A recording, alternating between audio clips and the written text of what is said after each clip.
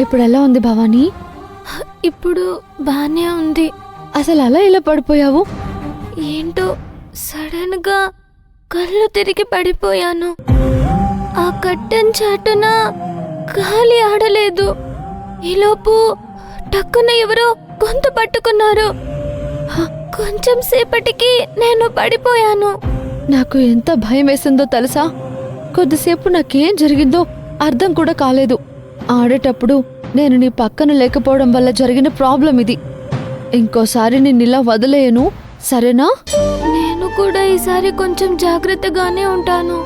నీకేం కాలేదు కదా? అంతా బానే ఉంది కదా? ఐ యామ్ బిందాస్, అంతే. Super fine. ఈ విషయం అమ్మకి చెప్పాలి. అమ్మగా వద్దు. లేదు భవానీ, చెప్పాలి. అమ్మ భయపడుతుంది.